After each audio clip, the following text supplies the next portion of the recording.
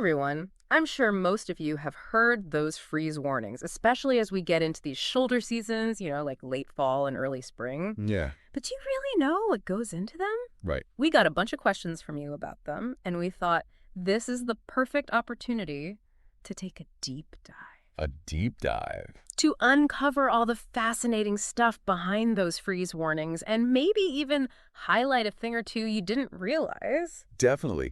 Like the fact that the National Weather Service, the NWS, Right. they have a super precise definition of what actually triggers one of those warnings. Yeah, fill us in. What is it? What is it about? Okay, so it's not just any old freeze. Mm-hmm. Like it's got to be a situation where they're forecasting those air temperatures, the ones we all feel, Right. to drop down to 32 degrees Fahrenheit or even lower, which, and here's the kicker, is 0 degrees Celsius for those of you who use that. Right. But importantly, it's all about timing. This is going to be happening during what they call the growing season. You know that time when those more delicate plants are actually, doing their thing. Out there, vulnerable. Vulnerable, exactly. Because that 32-degree mark, that's like the point of no return. You hit that, and things can start getting really dicey for those plants. So it's not just about like any random frost in the middle of winter. It's got to be when those plants are actually actively growing. Yeah, when they're at their most vulnerable. Right. And this is super interesting. Okay. So the local NWS offices, they have a little wiggle room, so to speak. Wiggle room. Yeah, like sure, 32 degrees is that general, hey, pay attention number, but they don't just blindly issue a warning if it dips there for like 5 minutes. Okay. They actually consider how long that cold's going to hang around. Ah, so duration matters. It totally does. Mm-hmm. And get this, they even think about the types of crops that are, common in their area. So specific plants? Absolutely. Because some plants are like, bring on the cold, and others are super sensitive. So it's like a localized, customized freeze warning almost. Totally. It's all about assessing the real risk to those plants. So a quick dip to 30 degrees for, a half hour in one place might not set off the alarm bells. But a full night at 32 in an area known for, I don't know, delicate peaches or something could be a huge deal. You got it. Yeah. It's about connecting the dots between the temperature, the duration, and what's actually at risk. And thinking about it, these warnings, they're most frequent during those tricky transition times. Yeah, you're right. Like late fall when winter's about to pounce. Exactly. And in some places, it's all winter long. Right. And then, of course, early spring when everything's just starting to pop up again. When that surprise frost hits and you're like, no. It could be devastating to your garden. That's when those really frigid, dry air masses from the Arctic, way up north, Yeah. they decide to take a trip south. Bringing the cold with them. Big time. And those areas, they're not always prepared for that kind of deep chill. So these aren't just those general, hey, bundle up warnings. It's very targeted, right? They are super specific. Okay. Like down to the county level or even smaller zones. Right. They really want to make sure that you're only getting alerts that actually apply to you. That makes sense. So no need to panic if your area isn't mentioned. No. Okay, so now we know what triggers these warnings and how targeted they are. But beyond grabbing a warmer coat, why should we really care? So let's look at the big picture here. Okay. These warnings are all about protecting things, Yeah. people, your stuff, and agriculture, which is kind of a big deal for everyone. Right. The most immediate thing you're likely to see is damage to plants. Like our sources explained, and this blew my mind, when it gets below freezing, ice crystals can actually form inside those plant cells. Inside the cells. Yeah, which messes up their whole structure. You can imagine how bad that is. Yeah, no good. And of course, that means big trouble for farmers and even your backyard garden. Nobody wants to see all their hard work just wilt away. And it's not just plants that are at risk. We always hear about pipes freezing and bursting. Oh, yeah. That's a homeowner's nightmare. Seriously. So when water freezes, it expands, creating this huge pressure inside those pipes. Right. And if they're not insulated, especially the ones outside or in unheated spaces, they can crack or even burst. That's a recipe for a flooded basement. And a huge repair bill. Exactly. So plants, pipes. What about animals? They're built for the outdoors, right? Well, some animals are definitely better equipped for cold than others. Mm-hmm.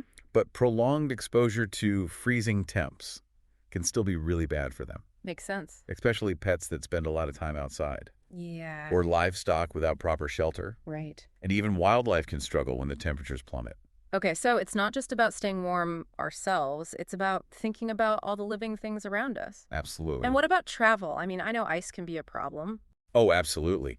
We've got to talk about freezing rain, even just a little moisture on those roads. When it gets below freezing, you get black ice. It's so dangerous. Yeah, It's it invisible. looks just like wet pavement. It's a recipe for disaster if you're not careful. So slow down. Be extra cautious. Uh, All right, so we've talked about the impacts on plants, pipes, animals, travel. It's kind of a chain reaction. it is. Now, back to the science for a minute. There's got to be a reason why these freezes happen, right? Okay, so buckle up. Let's get into the meteorology. All right, lay it on us. The main culprit here is Arctic air masses. The Arctic, those are serious. Super cold, super dry air masses that originate, like you said, up in the polar regions. Yeah. And when those decide to head south, oh boy, watch out. Temperatures drop big time. So like a polar express of cold air. Exactly. Then you've got this process called radiational cooling. Radiational cooling sounds intense. It happens on those clear nights with no clouds. Okay. Basically, the ground loses its heat, radiates it out into the atmosphere, and the clouds normally trap that heat, right? We do. But without them, the ground gets super cold, and so does the air right above it. That explains why sometimes you see frost, even if the official temperature wasn't quite that low. Precisely.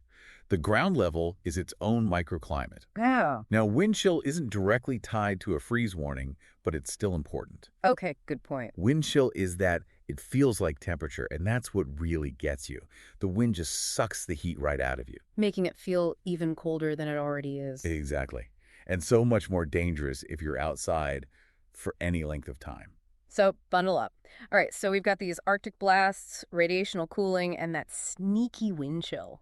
That's a lot to keep track of. Who's watching all this? That's where the NWS comes in. They are the heroes in this story. So they're constantly monitoring all these factors. 24/7, they've got a whole network of weather stations out there, and they use those to feed these super sophisticated computer models to predict when things are going to get frosty. So it's a constant analysis. Oh yeah, they're looking at temperature readings, wind patterns, cloud cover, you name it, trying to get ahead of those freezing temps. It's like a giant weather puzzle they're trying to solve to keep us all safe. It is a really important one. And once they've put the pieces together and they see that freeze coming, what happens? All right, this is where the communication comes in. Okay. They're not just going to sit on that information. No way. They've got to get the word out to you. Right. So first off, there's NOAA Weather Radio.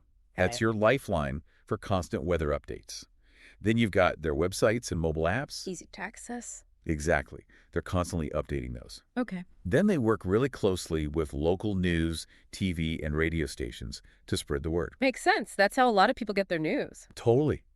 And these days, they're using those wireless emergency alerts, the ones that pop up on your phone. Oh, yeah. Those are hard to miss. They want to make sure you get the message. So yeah, they're really using every tool they've got to keep you informed. It's reassuring to know they're going to that much effort to reach us. Now, let's say you hear that freeze warning. What should you do? Time to take action. Give us the rundown. First things first, protect those plants. All right. Plants first? If you've got sensitive plants, cover them up. With what? Blankets, sheets, even cardboard can do the trick. Okay, I've got some old blankets. Perfect. And if they're in pots, bring them inside if you can. Much safer.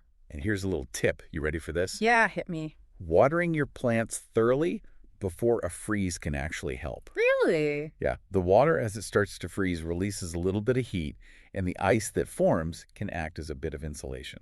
That's pretty clever. Okay, what about my house? Okay, so pipes are the big one here. Yeah. Insulate any exposed pipes, the ones on those outside walls or in cold spaces like the basement or crawl space. Okay, got it. Another trick, let your faucets drip a little bit. That moving water is less likely to freeze. Huh, good tip. And always know where your main water shutoff valve is, just in case a pipe does burst. Better safe than sorry. What about the furry family members? Bring those pets inside, no question. Yeah, of course. And if you have livestock, make sure they've got warm, dry shelter. Okay, so we've covered the house, the plants, the animals. What about if you absolutely have to travel during a freeze warning? Okay, so if you're hitting the road, extra caution is key. Right. Watch out for icy patches, especially on bridges and overpasses. They freeze first. Yeah, they're always slick. And give yourself extra time. No need to rush. Good advice. So it's all about being proactive and taking those simple steps to avoid a bigger headache later. Exactly. A little prep work goes a long way. And you mentioned earlier how freeze warnings can be different depending on where you live. Oh, yeah. Regional variations are a huge deal. Okay, break that down for us. So, places in the south, where it's usually warm, they can get hit harder by a freeze. Really? Yeah, their plants and even their houses aren't always built for the cold. So, like those palm trees in Florida. Exactly. And their pipes might not have as much insulation because they don't normally need it. So, a quick freeze could do a lot of damage. It could. And those southern plants, they haven't had to adapt to freezing the way northern plants have. Right. But then again, up north, even though they're used to the cold, they still need to watch out during their growing seasons. Yeah, a late frost can ruin everything. Totally. So the impact of a freeze warning, it really depends on where you are and what's normal for that area. So, it's not just about the number on the thermometer, it's about the context. Precisely. The big picture. So, for our listeners out there, what's the one thing they should keep in mind when they hear that freeze warning? Here's a question for everyone to think about. Okay. With all the weird weather we've been seeing, all the changes, how's that going to affect those freeze warnings in the future? Yeah, that's a good point. Will they be as predictable? Will different regions be more or less affected? So many unknowns. It's something to consider as we move forward, especially with those changing weather patterns. It definitely makes you think. It does. Well, this has been a fascinating deep dive into freeze warnings. It has. We've uncovered the science, the risks, and even some tips for staying safe. Hopefully everyone's feeling a bit more prepared now. We hope so too. Stay warm out there, everyone. And stay informed. Today is your lucky day. Today is the day that our $3 website works for you, paying you directly to your PayPal daily. Imagine $3 ongoing continuous payments to your PayPal account. Imagine falling asleep and waking up to $300 in your PayPal account. How would this make you feel? How could this help you? What bills could you pay? What kind of fun could you have? What does that retirement look like now? All for a one-time payment of $3. This website is DFY done for you, fully built and completely hosted, and never stops collecting payments for you. You have spent $3 on coffee on a regular, but that coffee won't help you create multiple streams of income. Click the link below.